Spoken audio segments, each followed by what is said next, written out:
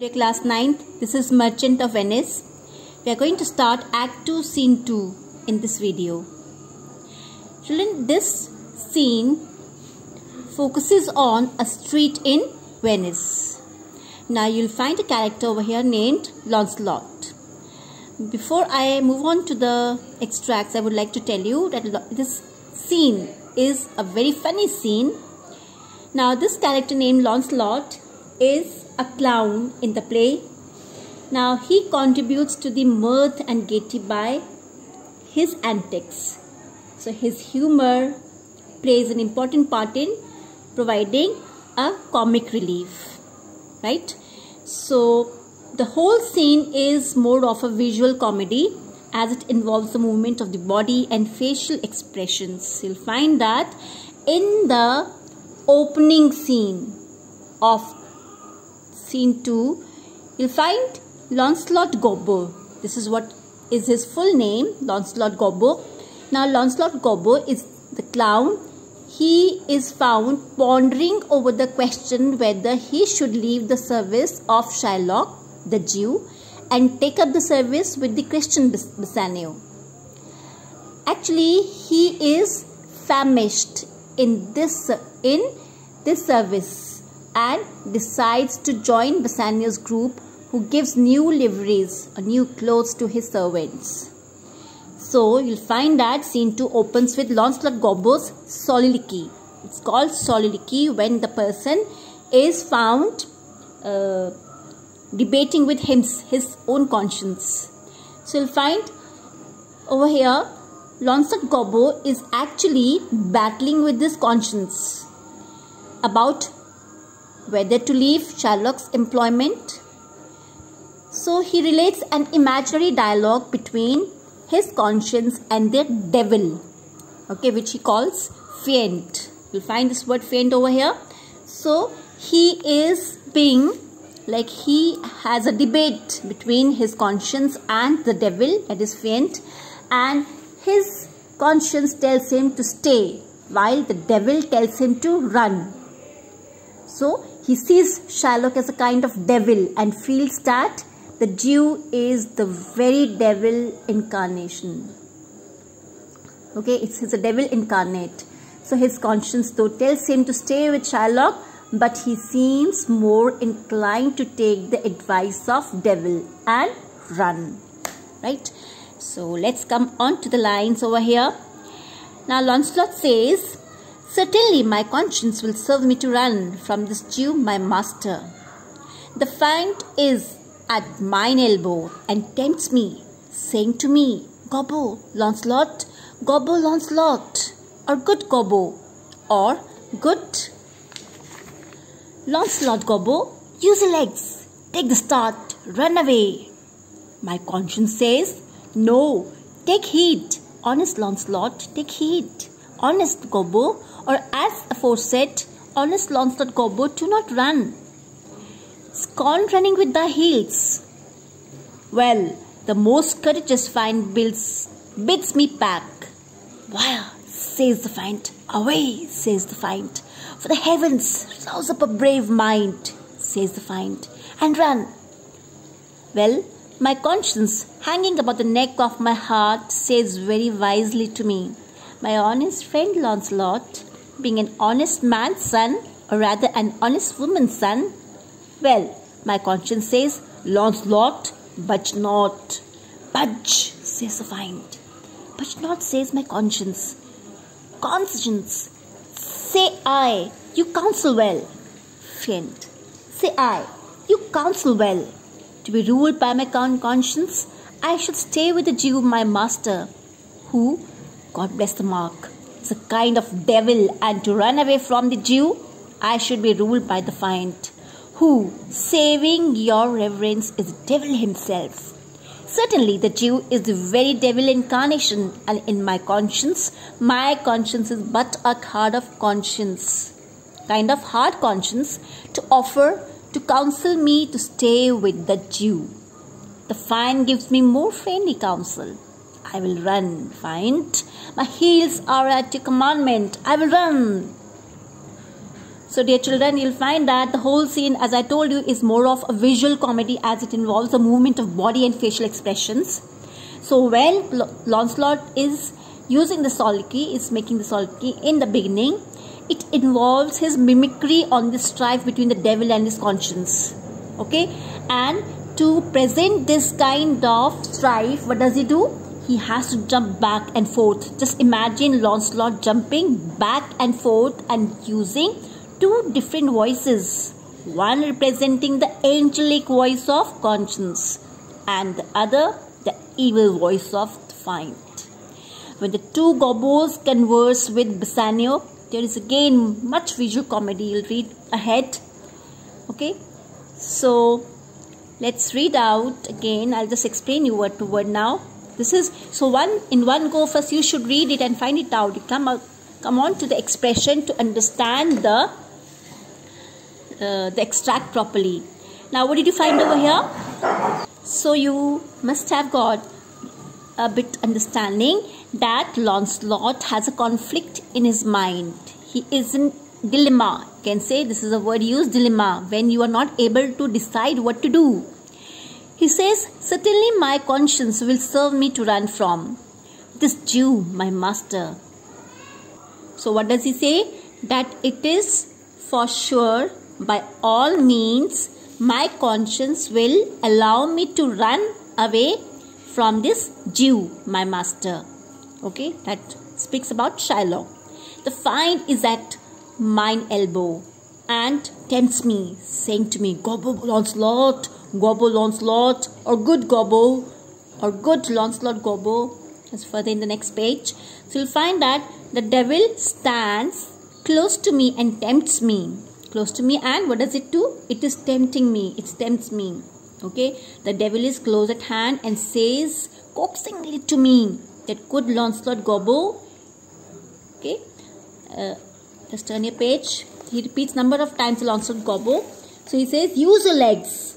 What does the devil, the fiend say? Fiend means devil. What does it say? It says to Lancelot Gobbo, use your legs and take the start, run away. Okay, what does it say? It tells him to use your legs, start and run away. But on the other hand, you'll find my conscience says, no, take heed, honest Lancelot, take heed, honest Gobbo, or as aforesaid, Lancelot Gobbo, do not scorn running with thy heels, do not hate running with thy heels. Okay, so what does the conscience say? The conscience bids him to stay back and calls him honest Lancelot Gobbo. Just be very careful. Take heed means be very careful. Take heed. Be very careful, honest Gobbo, that you are honest. Okay, you are honest Lancelot Gobbo, so you should not run away. Right? Now, just remember one thing, children, that it's one conscience only which is divided into good and bad.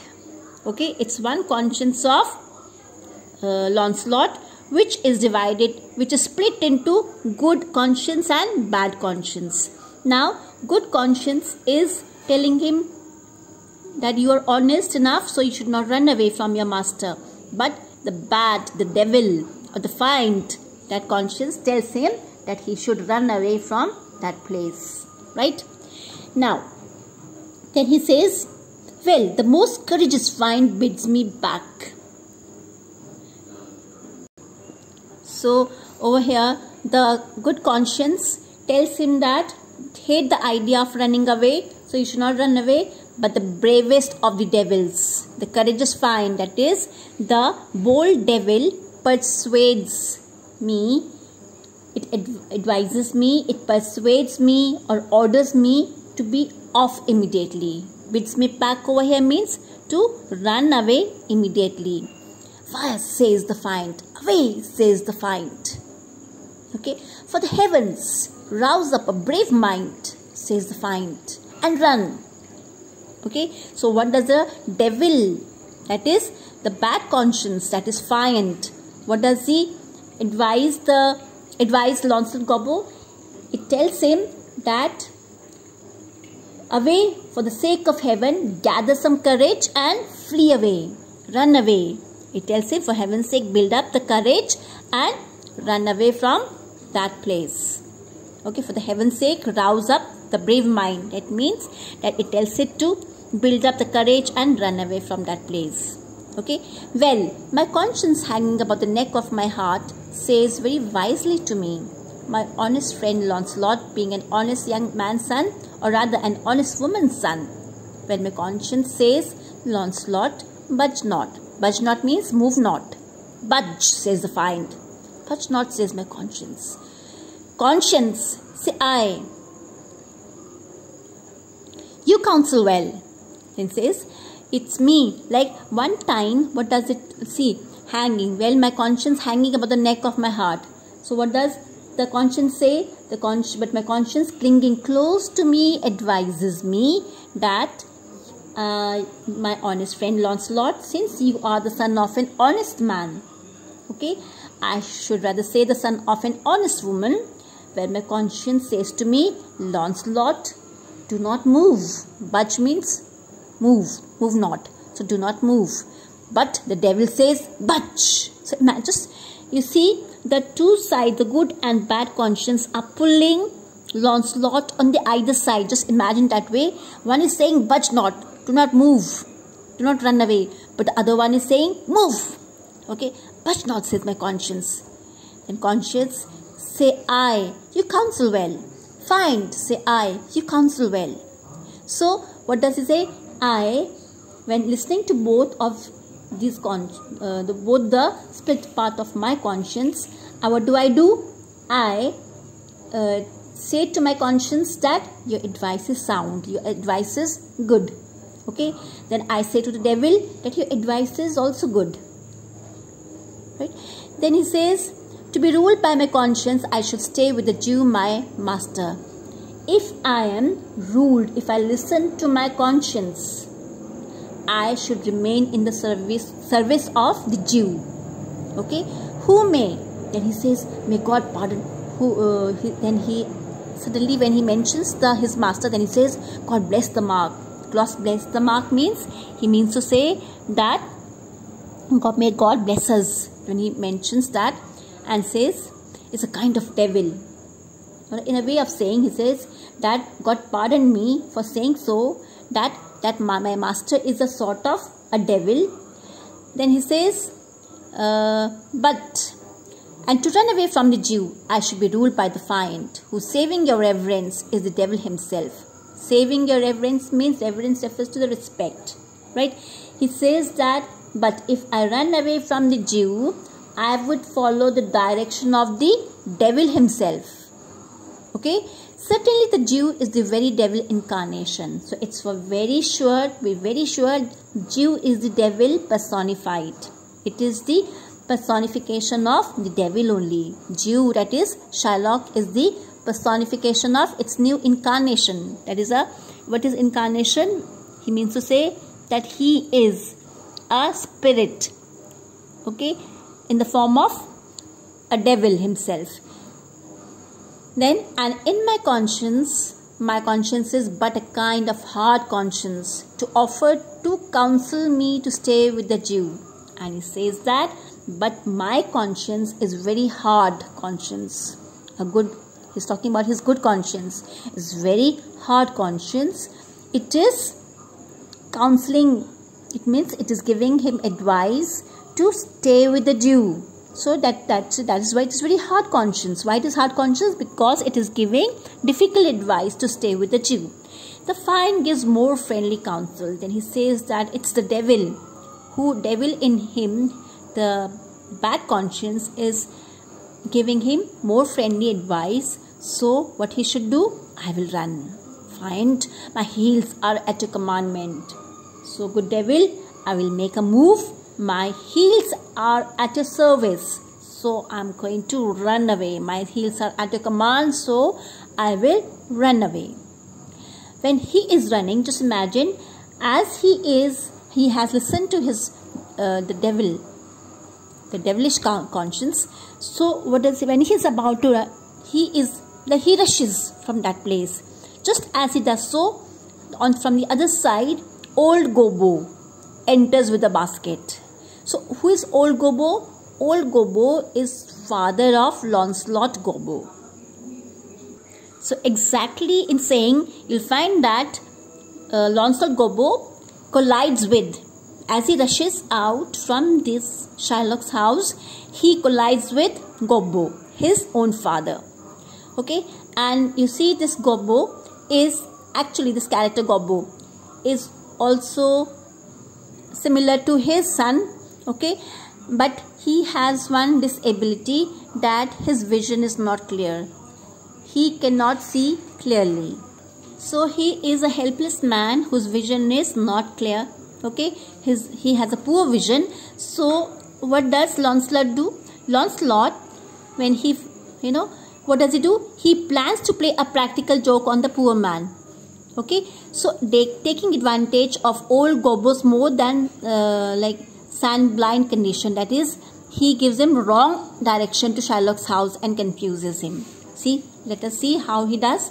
Now Gobbo says, "Master, young man, I pray you, which is the way to master's dues?" Now probably, father is meeting his son only, but he's not able to recognize his own son. Maybe he's meeting his son after a long time. Okay, so he says, "Master, young man, okay, young gentleman, can you tell me the way to the house of the Jew?" So Lancelot has a very bad habit.